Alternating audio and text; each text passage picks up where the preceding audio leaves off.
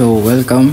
For today's video, I'm gonna show you and explain the solid principle of my OOP program. So for the first, single responsibility principle. So ito yung principle na kung saan yung class ay dapat may isang responsibility na related sa intended behavior ng class na ito. For example, we have a player manager na may method na get current player and next player. So basically, this class manage the player only.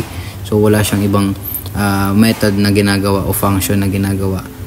Basta siya ay responsibility niya ay for player manager lamang. So that's why it's called single responsibility principle. And for the open close principle, we have this example na we have a base class and 5 subclasses na nag-i-implement ng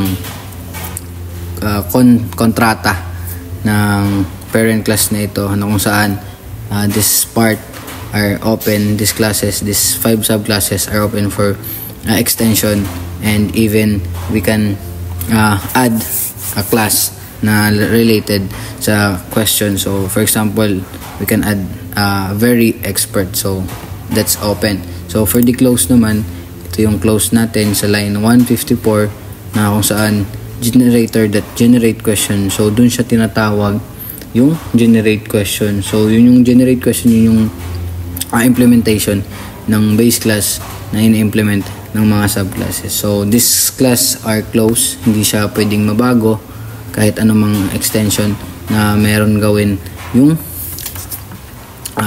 program natin.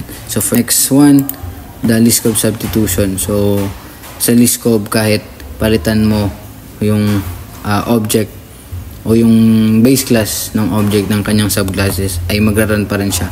Wala siyang error na mangyayari. So for example, we have the base class generate question generator and the 5 subclasses na easy, medium, hard, very hard, and expert question generator. So nangyayari yung list scope dito sa line, sa example natin sa line 148, kung saan kahit baguhin mo yung easy question generator, palitan mo siya ng medium, hard, very hard, expert, or even the question generator itself or yung base class, ay nagra-run pa rin siya. So wala siyang error na mangyayari. So that's the list scope principle or list scope substitution principle.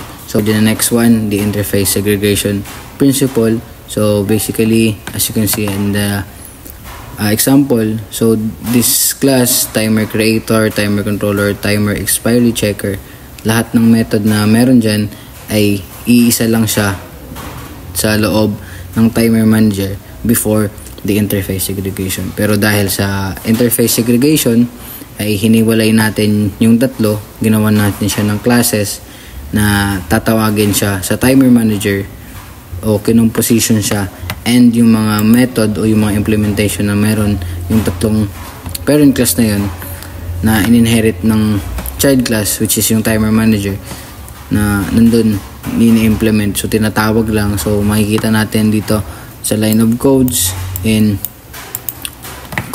line 2, 225, 228, 231, 234, 237, and 240. Dun natin makikita yung method na tinatawag sa mga classes mismo, makikita natin sa example. So in the last one, dependency inversion. So makikita natin sa principle na ito na kung saan dapat tayo ay nagdedepende sa abstraction rather than the concrete implementation. So dito makikita natin sa example natin sa line 284, kung saan doon natin ini-inject yung question generator as a question manager, and dito natin makikita sa line 295 na kung saan tinatawag yung method na generate question ng question manager na method mismo ng question generator. So that's for the dependency inversion principle. So thank you for listening. I hope you've learned something from this video.